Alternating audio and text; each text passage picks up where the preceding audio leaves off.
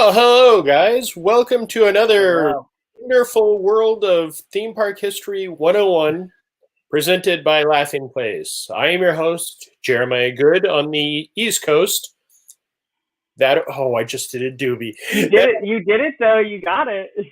That over there is Cole. He's on the West Coast. We're both huge theme park nerds, so put together this show to kind of go over some of our favorite topics. Some of our favorite things to fit a song in the holiday spirit, which really isn't a holiday song. No.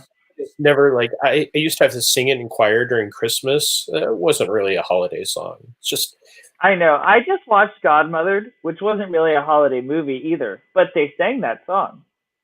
So that happened. it's about raindrops on roses or whiskers on. Okay, that's all I'm going to sing of that. Wow, that came back to me too fast. Before we start, please like our stream, follow us on Instagram, Twitter, Facebook, Twitch, and YouTube. On YouTube, subscribe, like us, ring our bell. That way you can get notified every time. And we mean every time we go live. And that does happen at least 4 or 5 times a night. Yeah, so, that's about right.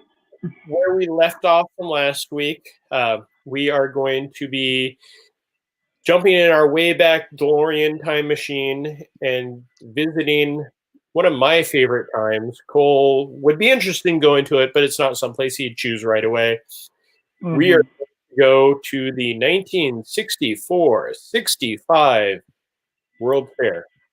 Check it out. He even found a ticket this time. Wow, look at that. I know. All these pictures are available on Google, so search them all. We definitely thank the nywf64.com. They give a lot of great information about the World's Fair. I've referred to them many, many times. This is something I brought up, the Persistence of Vision book, which is pretty much the Bible about the 1964-65 World's Fair. You can find these, if you're lucky, on eBay. They are from the early 90s. Wow, I'm old. But that is what we are going to be talking about today. If you didn't catch last week's episode, where were you? You're late. Yeah, this is episode 5, part 2, and last week was episode 5, part 1. Or we could call it 6, part 2, kind of 1.5. None of them make sense. I love it. I know it was a great idea when we started this whole thing, but now I'm like, wait, what am I talking about now? So this week we are talking about, I would say, 2 of my favorite attractions in the Disney pantheon of attractions. Edison Square. I'm sorry, not Edison Square. That's the slide I'm trying to bring up. Carousel Progress and It's a Small World. We are going to start with Carousel Progress, since that seems to be most people's preferred attraction out of these 2, because everybody complains. We will go deep into my arguments about why, if not for It's a Small World, we wouldn't have a Disney World now. And I don't mean a Walt Disney World, I mean a Disney World. Okay, so Carousel Progress. Cole, work your magic. Let's jump in the Wayback Machine to the time of Edison Square was being built at Disney. Oh, wait, that was never built at Disneyland. It wasn't? How come I visited it all the time then? That's probably because you wrote like 12 different articles about it. It's probably true. Are you able to zoom in on Edison Square specifically? By zoom in, you mean do something like scroll? Wait for it. This is a big moment of truth here. I know. Very exciting. And I would like to thank Cole for this amazing site called laughingplace.com for these images. I've heard of that site. Okay, so as you can see in this beautiful image here, there was kind of a circle within Edison Square, right? Ooh, that's kind of fun. I wonder what could have been behind those facades. Maybe it was a similar idea to the Carousel of Progress, where you would enter on the bottom there, right above where it says Edison Square, and it says American Home Pre-Electricity. So that was kind of like the first scene of Carousel of Progress. It was this whole attraction that was a walkthrough attraction, basically, where you would see an American home through different times. And so, yeah, the first place you'd go is the American Home Pre-Electricity, which also would have been around that 1900 times. Then you would have moved to Advent of Electricity, maybe like 1920-ish. Then Contemporary Living, which was not 1940. They changed it a little bit. And then the Electronic Age. Ooh, what could happen with that? So many exciting possibilities. But jump on a light cycle. And exactly. Yeah, it led right into the Tron coaster that Walt was planning to build there. And so what made this slightly different, though, than Carousel of Progress, so they still had a narrator. I don't believe his name was John. The name is escaping me what he was. I think it's something with a T. I saw it earlier, and it was a kind of a pun name. Yeah, and it's not Tommy Two Tones. That's what I always think it is, but it is not that. You keep talking. I'll see if I can find that information. Yes, and then so the big missing part, though, was there was no family to go with it. It wasn't John or Timmy, or I'm going to call him Timmy for now. Timmy and his family. It was just kind of this guy, animatronic man, sitting there saying, "Oh, look at this is what's going on in our life. This is how I live. This is who I am." And it was basically Carousel Progress. I believe it was also going to be sponsored by GE. That was in the plans as well. And so, yeah, it didn't happen. But then when GE was looking for someone to sponsor a pavilion, Walt was like, "Hey, what about this idea that we've been working on for so long? What if we make that into this attraction? It's perfect." And so was born Progress Land and the 1964 World's Fair, presented by General Electric. Progress Land wasn't just the amazing Carousel of Progress, and I kind of paused on that amazing because I love Carousel of Progress, but you know, it's a little old. First off, I'd like to point out this great face right here. He is not happy about this.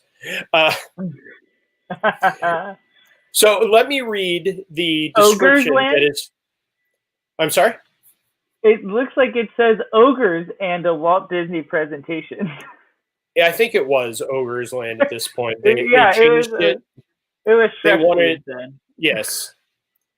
Yeah, for some reason that those letters seem to be blocked out on there. I'm sure that is somebody going, vintage photos going, "Hey, don't steal my photo and use it as your own," which we're not. That's why we're showing this. I found the name of the guy. Wilbur Kilowatt. That's what it was. Yes. Name. Yep. Okay, so 1964 official guide. Let's read about the General Electric Progress Land. Under a huge gleaming dome suspended from spiraling pipes, the GE exhibit called Progress Land depicts the history of electricity from its beginnings to the mighty bang of nuclear fusion.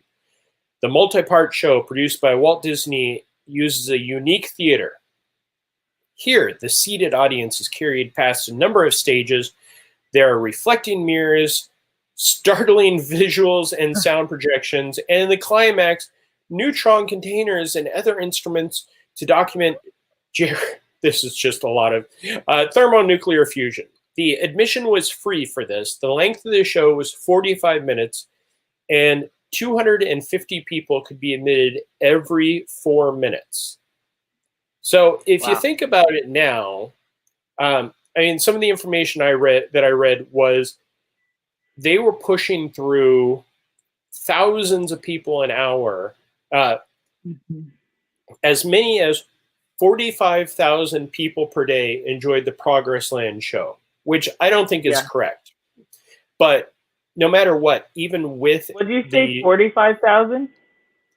4,500. That's why I said it's not correct. because that's so they could do 3,750 people an hour. Yeah. If you do 250 times 4 or times 15, because 60 divided by 4, so almost 4,000. That's why I have you on, so you can do the math. We did have a whole conversation on pi, so. Yeah. Let's not do that again. So the 16 million visitors saw the show between the 64 and 65 seasons. But even with the constant throughput, there would still be lines of up to an hour to get in. So the first year, people were waiting outside for an hour. And as you can see, they had these great ramps, but the upstairs is something different. Down here, that's the queue to get into the actual Carousel Progress. Mm-hmm. An hour outside there in the beautiful New York summer. I would guess it was pretty warm. So the following year, they actually constructed a huge awning for a covered queue. Sounds like Disney had something to say about that. Yeah. So we all know of Carousel Progress of today. You sit down, you go through the different scenes depicting the turn of the century all the way up to the glorious 1990s. When it opened, of course, in the 64 World's Fair, it was the turn of the century all the way up to the glorious 60s. Hey, back then, GE had some great stuff. I mean, this is by far one of my favorite photos of the finale of the World's Fair with the Christmas time. Look at how stylish that was. Wow, they're so cool. And of course, in the back window, you can see kind of the early Epcot version. Mm-hmm. So here's one of those things that I never thought about in my head until I was doing this. We're all used to the Epcot model, and we know that it's associated with Carousel Progress, but it wasn't part of the New York World's Fair. It wasn't until Disneyland, when you rode the People Mover past it, or you went up the second floor, that you would actually see the giant Epcot or experimental prototype Community of Tomorrow map that was designed, or three-dimensional model. And that's one of those things that's just, I always associated with the Carousel of Progress. Yeah. So what is your favorite part of the Carousel of Progress, Cole? Oh my goodness, there's so many parts. I will admit that this is actually my favorite Magic Kingdom attraction. So a lot of love in my heart for Carousel of Progress. I really like when John calls Patty daughter. Big fan of that. It's just really funny every time. I'm like, that's how you're gonna just, okay, daughter. It's just, it's so funny. I love the grandma. I love the grandma in the boxing match. That's one of my favorite moments as well. Give him the left hook. I love that. Really, I just love the whole thing. Everything about it is just so fun. It's so whimsical. It just brings me a lot of joy. I also feel like very connected to Walt Disney when I ride it too, because it's the only one in Magic Kingdom that Walt actually helped make and stepped foot in and stuff like that. So it's pretty cool in that regard. Stepped foot in. Yeah, well, I'm sure he touched some part of it at some point in time. Yes, they probably kept a floorboard piece that he stepped on the stage in Burbank. Exactly. So, if that's your favorite, then where does this one rank for you? When you get that final scene, and then all of a sudden the curtain parts, and then you go up to the second floor on the moving walkway. Isn't that probably your favorite? I wish I could say that was part of my favorite. I'm honestly very sad that it's not part of my favorite. So this photo is one of those ones that I searched forever for. That's an impressive grab. That's very impressive. Bill Coulter, who apparently has pictures of everything from the New York World's Fair. I don't know if he just had an unlimited supply of Kodak film or how he did it, but there are many of his photos all across the internet. If you want to go searching for anything that is New York World's Fair, you can type in Bill Coulter and you'll find something great in there too. So this was how guests went from the Carousel Progress on the first floor up to the second floor, which was actually more of the Progress land. And we saw in that, or we heard in that description of the amazing things that take place. So this was the Corridor of Mirrors. Visitors passed through a hall in which giant photos, General Electric scientists and engineers at work on laser rays, space technology, nuclear experiments, and low temperature research are reflected in and re-reflected in mirrors. So that was the moving walkway up to the second floor. And up in the second floor, they had the Sky Dome Spectacular, which was pretty much a planetarium, like what we think of as, Griffith Park or Observatory. They had the planetarium up there, but this would have the lasers, all that fun stuff that we are all shocked about in 1964. I mean, I know you were just like me. Yeah, when I went to the New York World's Fair, I was shook the entire time. I couldn't even handle all of the crazy lasers that were happening. And then Gazer Beam showed up, and it was really confusing. But, that's a story for another day. Also, if you happen to be watching this nerd out time, please feel free to make comments, ask us any questions, anything that we can answer, or if we can't answer, we can probably make it up pretty quickly and it'll sound good. Oh, yeah. So some of the other things up on the second floor, the Electric Living, which was pretty much just another showroom for the GE electronics of the time. I guess not even electronics, just GE products. Yeah. But the biggest thing was fusion on Earth. Yeah, baby. In the first demonstrated and controlled thermonuclear fusion to be witnessed by a large general audience, a magnetic field squeezes a plasma of deuterium gas for a few millionth of a second at a temperature of 20 million degrees Fahrenheit. There is a vivid flash and a loud report as atomics collide, creating free energy, evidenced in the instruments around it. So that would be something I would like, I would love to see some of the old photos and video of, because that kind of sounds a little far-fetched. But if that wasn't 100%. far-fetched, so the fusion on Earth for the 1964 reached temperatures of 20 million degrees, but for 1965, 50 million degrees. They managed to get a whole 30 million more? I don't know how they did it, but they did something amazing. Wow, that's showbiz, baby. The admission for this attraction was free, as I said earlier.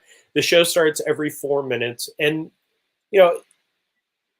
like you said, this is truly the closest to Walt, I feel, that we could ever be. I mean, considering when it left New York, it went to Disneyland, opened a few months after his passing, stayed in Disneyland for many years, moved out to Walt Disney World.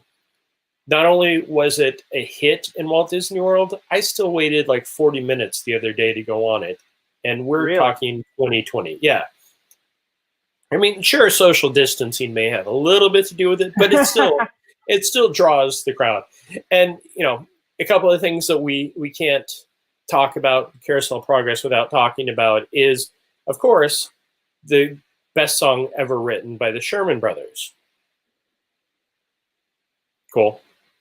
Oh, I was going to say, I know that we're talking about There's a Great Big Beautiful Tomorrow, but I'm trying to think of the song they replaced it with. The Best Time of Your Life, yes. Yeah, that was the joke I was going to make, was that. That's where I forgot the name of the song, yeah. Now is the time. Now is the best time. I get it confused with Making Memories. That's my issue. Yeah, they kind of were right around the same time and definitely great. But I actually love that mostly because it's not a song that I've heard almost every day of my life, I feel. Yeah. I mean, Hmm. Great Big Beautiful Tomorrow is, as they, when they redid Carousel Progress in the late 90s and they brought that song back, I'm Hmm. sorry, mid 90s, late 90s was Tomorrowland in Disneyland, 94 was Tomorrowland in Florida. They call it out as this is Walt's vision. That was his, why everything progressed that way. He thought of that as his theme song. And the Sherman Yeah. Brothers have talked countless times about how much Walt loved that song. I mean, I'd probably say that's second only to Feed the Birds. Probably, yeah. And again, we talked about this a lot last time, where if you happen to go on, yes, Geo, now is the time. Now is the best time. You can go search for YouTube for the Walt Disney Goes to the World's Fair. Has some great little bits. One of my favorites is when Walt is talking about how they're programming father in the first scene, and he lifts up the pipe, and Walt's about to light the match. And he's like, "Oh, there's no smoking on the stage." Good acting there, Walt. But also, if you can find, I know you can see it at Carousel Progress here, but when Walt and the Sherman Brothers are performing Great Big Beautiful Tomorrow, and the Sherman Brothers get up and walk away, and there's two different takes on it. One is them just walking away and doing the heel kick, and the other one has them with the GE logos on the back. Yeah. And that's what they did to sell the whole concept, the GE. So that was always fun. I love all of that. They definitely did a lot for this attraction. Hmm. I mean, you think about some of the highlights. Mel Blanc did his only Disney appearance in there as Uncle Orville. No progress. Yeah, I mean, they got a singing cowboy to be the voice of father. And then again, it's carried on all of these years where we're still talking about it, and still a very popular attraction. Yeah. I mean, think of Iron Man 2. 2? Yeah. No. 2. Yes, I always pause. 3 was the one with the kid. 2 is the one that's just ripping off Walt Disney in the New York World's Fair. I mean, that entire sequence is all of this. Go on, Cole. Yeah. I was just gonna add, like, I think also it was a great move to let people sit down, because with the original thing being a walkthrough, being able to sit, I think, makes a huge difference too. It's just like you can really take in the full experience when you're in this rotating theater, you know? Yeah, I mean, you look at it even today, and it's still an amazing feat to watch that entire structure just turn. Yeah. I mean, they had to get railroad tracks and everything else to do that. And that wasn't a, let's just run out and get this. It was, you had to go and design, just like everything, this entire structure to rotate. And without that, how would we have the longest running theater show ever? Ever. It's amazing. Not going anywhere. Show. Yeah, it's just going forever. It helps that the actors never age, but even between scenes in the show, they never age. But let's not get into that whole the whole, wait, how does father, is it one family? Is it 4 families? I mean, I've had that conversation, I think, more times than I could ever count. And it's still one of my favorite things. Like you were saying about John calling the daughter. You know, there's all those little fun things. One of my favorite stories, and this is one that I think a lot of people may have heard, but they've not heard the entire part of it. I'm trying to bring up. So have you heard the story of grandmother and how she got to the World's Fair? No. So when Walt was doing the publicity to get everything to the New York, the World's Fair, he actually bought a ticket for the grandmother audio animatronic.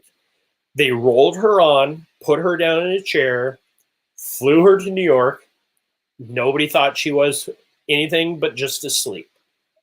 That's awesome.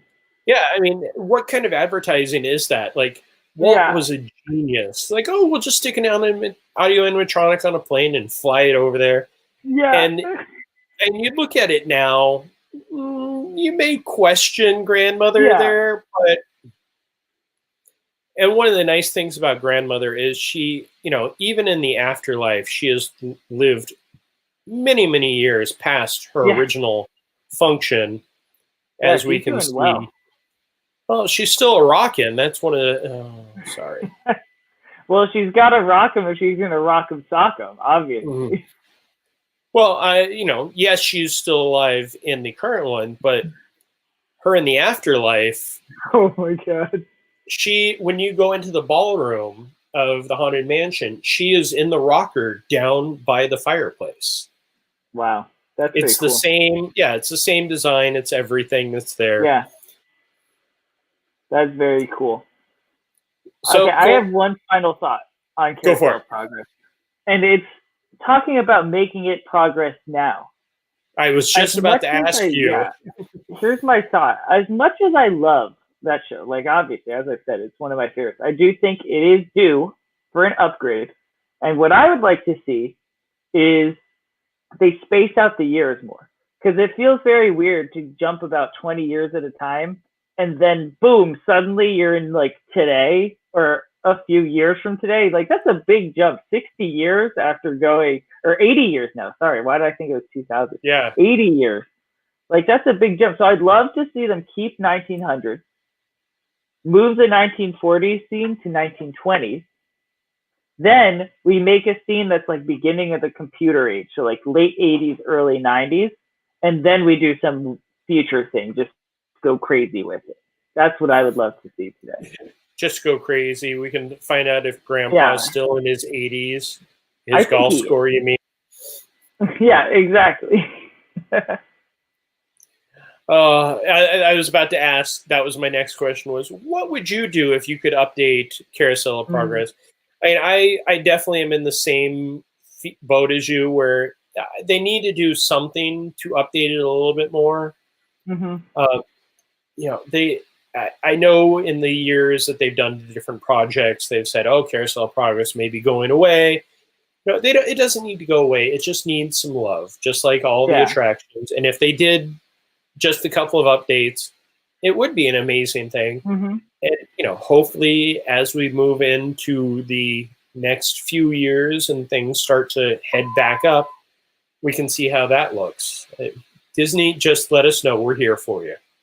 Yeah, we got you. We got you. That's our job. So now we move on to what I say is the #1 attraction for Disney as a worldwide conglomerate. A lot of people, I know, a lot of people will argue, a lot of people will go, oh, it's a small world. I will save my rant until the end. I'll let you finish with your rant for Tomorrowland. But so it's a small world. Every person on Earth, well, almost every person on Earth knows the song It's a Small World. It is iconic. It's been ingrained in our heads forever. Mm-hmm. From movies making fun of it to me just singing it when somebody goes, oh, I've got a song stuck in my head. And I go, oh, let me change that. And I'll sing There's a great, or It's a Small World after all. So It's a Small World was the last of the 4 World Fair projects to come on board. And that was pretty much Pepsi-Cola wanted some type of attraction. And they approached Walt and said, hey, we'd like something. Within a few weeks, the plans for It's a Small World started to come about. And for the final attraction, this attraction has outlasted and outgrown all 4 of the attractions. Do you think of the famous quote when they opened It's a Small World in Hong Kong, that the sun will never set on an It's a Small World? Shanghai is the only park that doesn't have one. but Yes. none of the other attractions have. I'm not ruling it out yet. Yeah. I mean, hopefully at some point it will make it that way. What's up, Nathan? You need to say what's up to Cole too, Nathan. No, I'll be Doobie today. Okay. Yeah. So, 1963 or 1962, Walt was approached by Pepsi-Cola, which is always strange to say Pepsi-Cola and Disney in the same sentence, to create some type of attraction. They went forward with this beautiful tribute to the children of the world that we all know today. Cole, tell me your number one story about the history of It's a Small World. Well, my favorite is from the Boys documentary. So that's about the Sherman Brothers, and it's just that them talking about how they were writing the song and how their initial plan was to have them all sing in their native languages. And then they tried playing all of that audio together, and it was just a cacophonous, or no, it was their national anthems, right? I believe that's what it was. It was their own national anthems.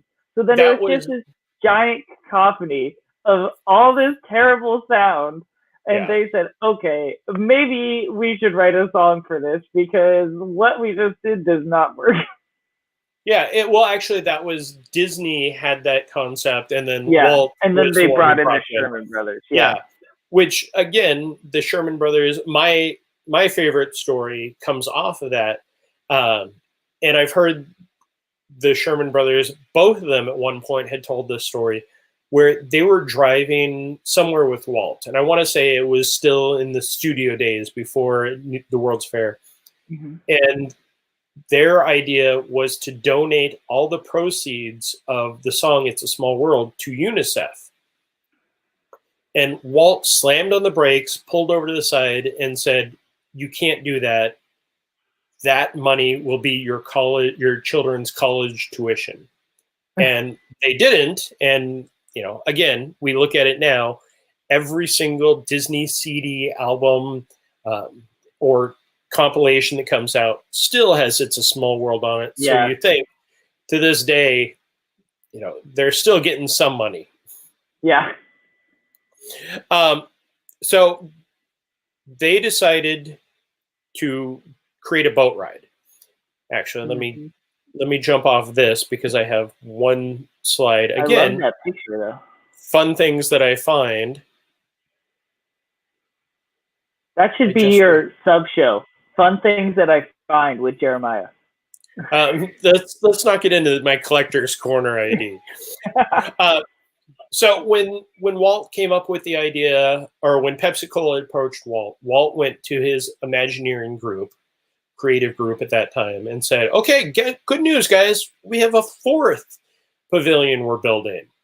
And Walt wanted a little boat ride. So Rolly Crump, it was Rolly, Roger Brogy, and Bob Gurr. Again, Bob Gurr's name always has to appear anytime there is some type of ride system. Went, okay, great. So we have to come up with some type of little boat ride. As it turns out, Bob Gurr already had a boat ride under design, and the Aero Manufacturing Company group was designing this boat ride based off of some of Bob Gurr's designs. So something that was already in the works, they decide, hey, let's go ahead and make this a boat ride. That's genius. Now we jump over to the fun map. And here it comes. I know. I would love to. Yeah, this one, this is actually from the Persistence of Vision book. I was able to find it online. Okay, so let's take a ride through It's a Small World. We have the entrance gardens, which is very similar. They had fake topiaries, that kind of stuff. You get on the boat. Again, 2 load platforms. And then you head on through. to Scandinavia, the British Isles, Eastern Europe, continental Europe, Middle East, Southeast Asia, the Far East, Africa, Central America, South America, the grand finale, and then, of course, there's where all the goodbyes would be, and then you head out. Mm-hmm. So anybody that's a fan of Disneyland, It's a Small World, this is essentially what it still is. I mean, yeah, yes, it's not that different. Yeah, they changed a few things, added America, because we have to celebrate our own country. It's a boat ride dedicated to everything, including America. The Parisian version of America is way better than the American version of America. Because it makes fun of us, so. Yeah, it's perfect. Okay, so let's jump to the 64 World's Fair official guide. The pavilion brings a small-scale Disneyland to the fair and a salute to the children of the world. A series of ingenious Walt Disney animations is the main show. The U.S. Committee for United Nations Children Fund operates in an adjoining building with its own exhibit area. In the larger building, a 9-minute boat ride. 9 minutes. That seems shorter. Yeah. Well, yeah, I believe it's now 14 at Disneyland, but here in Walt Disney World, it's still pretty short. It's still shorter, yeah. It's like 8 or 9, yeah. I'm sorry, a 9-minute boat ride takes visitors through miniature settings from countries where Disney made figures of children, animals, birds sing and dance. In the adjoining pavilion, the U.S. Committee for UNICEF, which is also sponsored by the Pepsi-Cola company, are pictures of children from countries around the world, indicating the needs served by the United Nations agencies. On top of the smaller pavilion is the 120-foot Tower of the Four Winds, which is visible from most parts of the fairground. This pavilion, the admission was free, but the boat ride was 95 cents for adults and 60 for children. The second year, the boat ride was a 12-minute boat ride. So I'm guessing that the first one was written, it was written before the final product. And of course, the price went up $1 for an adult, 60 cents for children. Well, maybe they just slowed the water down. What if they just made it slower? That is a completely good idea, because I've been on that boat when the water slows down to a crawl. I've actually been trapped on it. Here is Walt and Rolly Crump with their model of the Tower of the Four Winds. Rolly never looks like he cares about anything. Even when I met Rolly, like when in the late 90s, I had a chance to meet Rolly at a Disneyland event. And yep, that was pretty much Rolly. And he always wears an Argyle sweater, like a big Argyle, or it's one of those things of like, you see him and you go, oh, that's Rolly Crump. And people are like, who's Rolly Crump? And then you list off all his accolades and he's like, oh, okay. Oh, that guy. Yeah. So now that the building is almost built, Walt goes back to Pepsi-Cola with the concept. As it's described, Pepsi-Cola, just the board of directors is just kind of like whatever. We don't need this. Why do we need this Mickey Mouse thing? Yes, there we go. A beautiful 3-hour finale. Gio, you're getting ahead of me, so I'm not going to post that. He didn't decline it. He accepted it. But Pepsi-Cola, when they took the design, kind of said, no, we don't need this Mickey Mouse project. That's a quote that, was said by somebody else. I'm sure it wasn't him. But if not for the efforts of one woman, It's a Small World would not have gone through. And here she is, Joan Crawford. Yep. Joan Crawford. I like your one. I like your transition there. That was good. Yeah. Joan Crawford, I was going to bring up hangers, but I didn't. Joan Crawford was one of the boards of directors for Pepsi Cola, and she was one of the people that said, no, this is a great idea. And this pavilion went on to be one of the most popular pavilions of the World's Fair. The kid on the second row on the left looks a lot like I looked as a kid. So maybe I was there. That kid? No, yeah, next to him. No. Yeah. By the way, that's like pretty much what I looked like as a child. My goal in life is now to find an SS Pepsi Cola hat. Not the security guy in the back's hat. It's like, okay, let's go on. So, of course, It's a Small World. The song is the biggest earworm that we could ever think of. We love it. Thank you for not arguing with me, Cole. I didn't want to have to mute you right then. I'm just still so entranced by the girl next to Joan Crawford on Joan's left. Who's like, what is going on? She is the only one looking at the camera. No, on her left. Oh, yeah. Like, who her arms around. She's the only one in that whole picture looking at the camera, and she is so excited. Like, the smile on her face is maybe the largest smile I've ever seen. Well, you think about it. Joan Crawford at that time was a huge actress. Yeah. And I'm sure she was like just some lucky kid that got chosen by UNICEF or Pepsi Cola. But how come the rest of them aren't looking at the camera? Even Joan's not looking at the camera, but she knows where that camera is. She's like, yes. Well, I enjoy the kid to the left of her that's sitting there drinking like, I'm too cool for this ride. Yeah, I don't care. I have a new theory. I think her mom was the photographer. Her mom or dad is taking the picture. And Joan is waving to somebody that's flying overhead. You know, she's with the her popular Pepsi one. Cola. Yes. SS Pepsi Cola.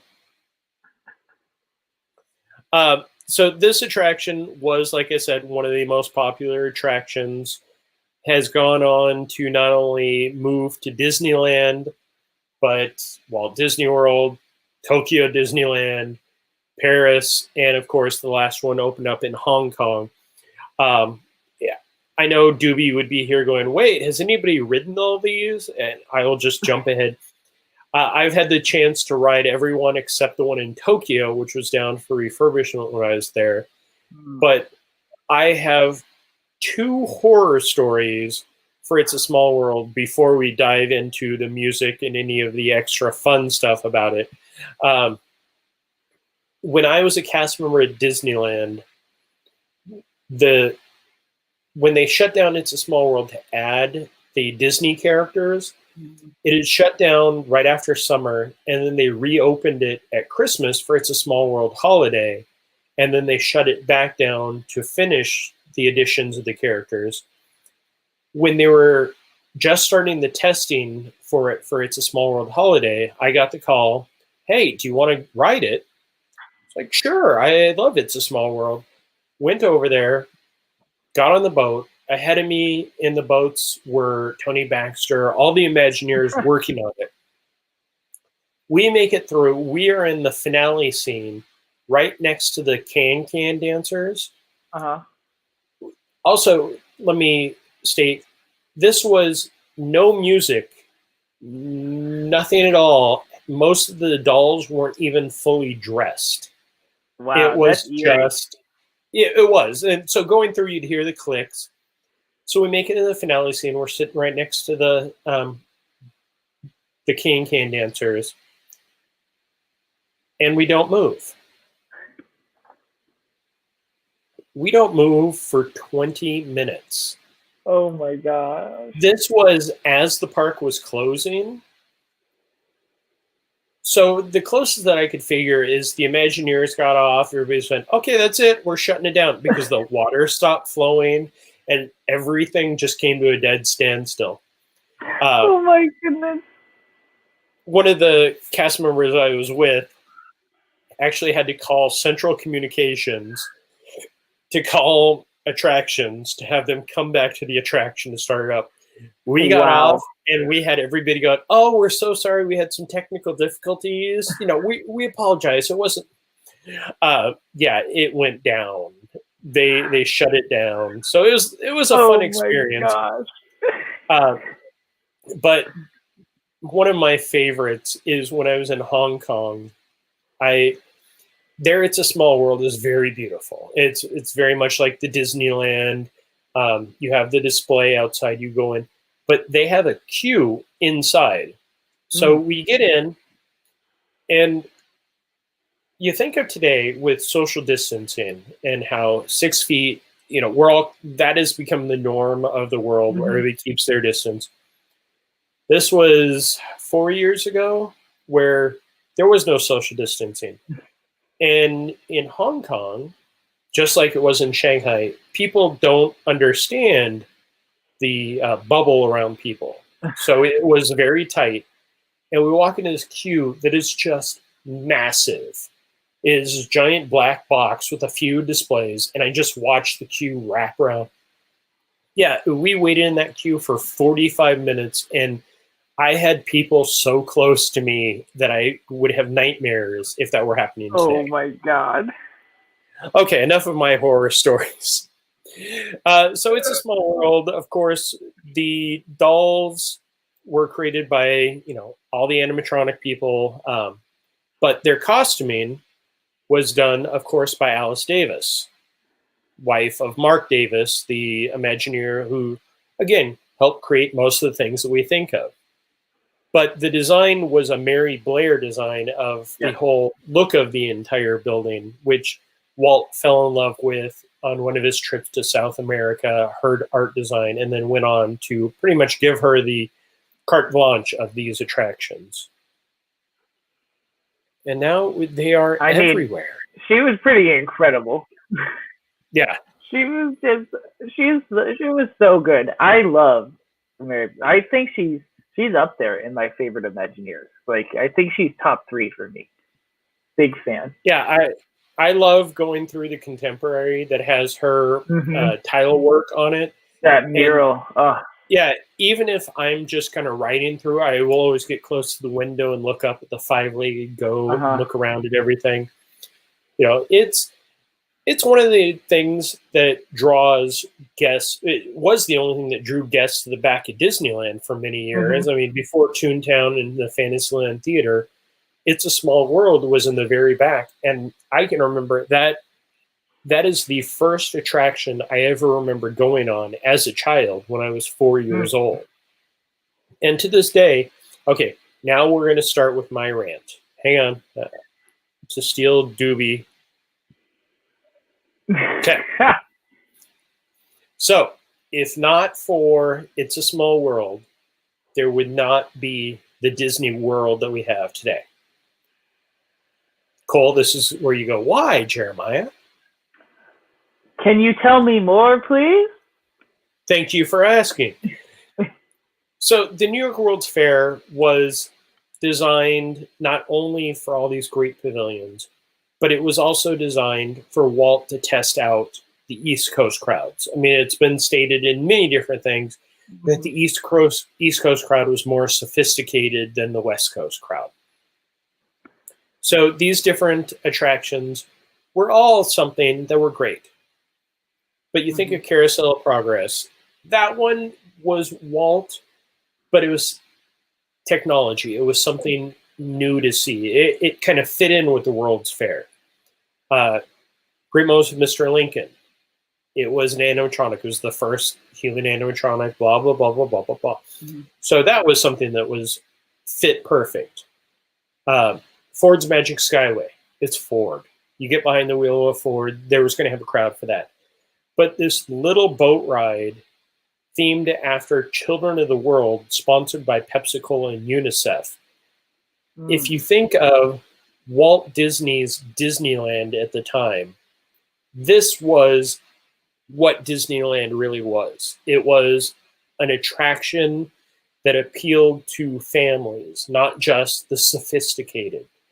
And this being one of the most popular attractions, went on to cement Disney presence on the East Coast and Walt Disney World, and then that grew into Tokyo, Paris, Hong Kong, Shanghai.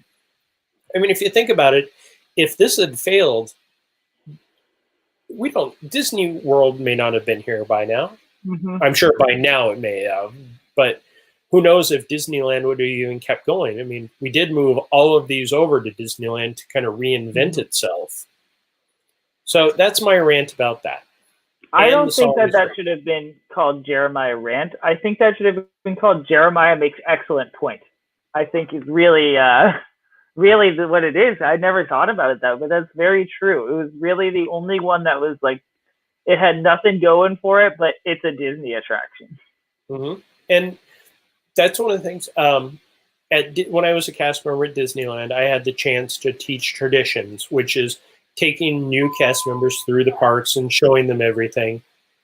And we'd always stop at the hub, and I would always talk about It's a Small World, and people would roll their eyes and go, "Oh, I hate that ride. Oh, that's the worst. I hate that song." And then I would do a smaller or shorter version of that. I don't think I sold it that well to that many people at that time, but I still to this day believe, if not for It's a Small World, there wouldn't be the worldwide conglomerate that is Disney. Because not only was 64, 65, these were critical times for the Disney company because they were trying to find their footing with live action and what the future of the parks were going to be. I mean, Walt had just started looking at the Florida project, but if not for these, what would Disneyland have had a few years later?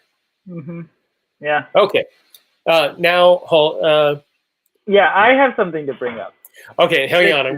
Before you get to Tomorrowland, one other thing about the boat ride, because of this boat ride, It's a Small World, the concept for the walkthrough of Pirates of the Caribbean was completely scrapped, and Pirates of the Caribbean was built to go on to be probably the most iconic of the classic Disney attractions, even outshining It's a Small World.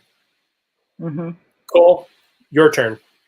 Okay, so everyone buckle in, because here's the thing. It's a Small World secretly has a secret place inside of it where you can go to a whole nother world, like in the future, but also an alternate reality. I don't know if you guys know this, but I got myself one of those little token things, and I got it actually in the Carousel Progress. It was pretty wild. I was like, wow, look at this. What's this thing? Then I went on It's a Small World. I paid my 65 cents because, as you could see, I was a little kid at the time. I was in that picture. And then suddenly, like a waterfall happened, and I was just transported into a whole nother world. Luckily, I had my jetpack with me, because otherwise I would not have been able to get around because everyone was just jetting around. But I don't know what I would have done. My whole life would be so different without that experience in that other world. I don't even know how I got back. Eventually, I ended up just like at the Eiffel Tower, trying to get back to this world. Yeah. Cool. That was a movie you saw called Tomorrowland in 2015. No, this happened to me. My name is also George Clooney. I don't know if you knew that, but that's actually my name. And I'm a 55-year-old man. Yes. Sadly, Tomorrowland, which if you've not seen the film, it is available. Is it available on Disney Plus? It was for a little while. I don't know if it's good. I will check. I love Tomorrowland. It is one of those movies that I enjoyed. No matter, as I'm searching for different art, the one that popped up just now is Tomorrowland, a flop. Correct. I think it was just not. So, did you ever read the book Tomorrowland? No. So there's it is on Disney Plus. Okay, so go watch it. Actually, no. It will be on Disney Plus September 3rd, 2021. So mark your calendars now. It's right around the corner. On it. There you go, Cole. Thank you, Gio. I appreciate it. Go see it. It is definitely something that gives you a feel of what life would have been like during the 1964 World's Fair. It's the best part of the movie. Yes. But one of my favorite things about Tomorrowland was when they were filming it at Disneyland. And as a Disneyland kid, I can watch the film and go, that's not the World's Fair. That's wrong. But it is, I think it's still a fun film. And if you can find the book, I don't think I have it right there on my bookshelf. It was a great setup for the film and actually gave you more of the background of it. So give it a second try, or, if you don't own it in September of 2021, make sure you watch it. I'm sure we'll have a movie club at that point. Yeah, at some point I'll revisit it. My biggest issue is that I just don't think that Brad Bird is a great live action director. Fantastic at animation, but I just don't think he was the right choice to bring this movie to life. That's where my issues come in, but that's a whole nother topic for another day. Well, wasn't it Brad Bird's whole concept too?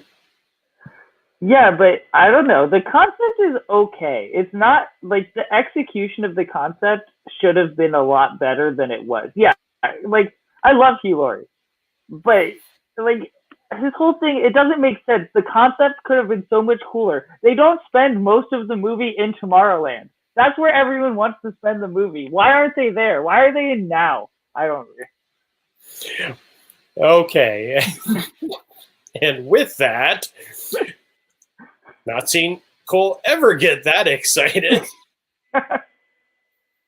You haven't heard about me talk about some of the things I don't like neon signs, but that's a... You just don't like it because of the... I don't like when the lights are out in a neon sign. Hate that. Okay. Hate that. So with that, is there anything else you have to add about the 64 World's Fair? It seemed pretty cool. I wish that there was, like I said last week, I wish there was more footage that existed of it, and just I would love to have been able to ride through these attractions. Yeah, I mean, that would be something fun. Maybe that's your next project, doing a recreation of all 4 of these attractions in the computer. I'll make them myself. Yeah, I've got it. That's my next thing. Once I finish the maps, I'll move on to that. Well, good thing that project's going to last a while. Oh, by the way, if you guys happen to have any maps of Disneyland or Walt Disney World parks, I'm just getting... Or international parks. Yes. The fold-out maps we're talking about, contact Cole. Cole, is it Cole at Laughing Place? Yes. Cole at laughingplace.com. He is looking for them always. This all started really talking about that project. And it's an amazing thing. You can head over to laughingplace.com. You can scroll through the history of Disneyland and see some of the amazing things that are there or that were there. Mm-hmm. I still love jumping from year to year and seeing the changes of the maps. Yeah. But that's something to do. Please contact Cole. If you have any requests for us, Jeremiah at laughingplace.com, Cole at laughingplace.com. If you don't, just send us funny things. We love reading them. Oh, love it. So that's going to wrap up actually for 2020. For the next 2 weeks, we're going to take the time off to visit the holiday fun with our family, friends, or at least virtually through Zoom. So we wish you a Merry Christmas, a Happy New Year, Happy Hanukkah, Kwanzaa. Holidays in general. Yes. The holidays as a whole. International holidays around the world. Yeah. Chinese New Year, we'll get an early jump start on that. Yes. What is next year? Is it? It's usually February. No, I mean, what year is it next? Oh, this year was the year of the rat. I don't know what comes after the year of the rat, but... Well, that'll be a new show that we do. Yeah. Gio, happy everything to you also. So on that note, thanks for taking this trip with us, gang. We hope you enjoyed it. Please subscribe, like, leave any comments that you want to pass along, share with any friends, family, enemies, anybody. We'll take them. Yeah. Enemies, yes. So it's a small world after all. Good night, folks.